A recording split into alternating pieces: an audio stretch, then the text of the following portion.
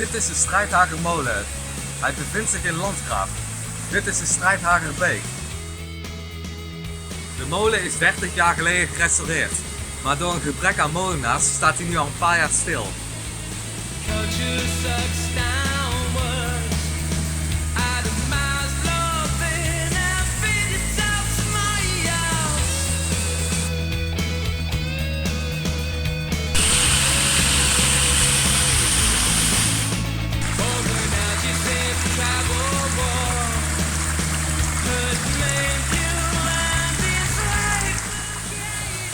De Middenslagmolen is in 1924 stilgezet, waarna hij ernstig in verval raakte.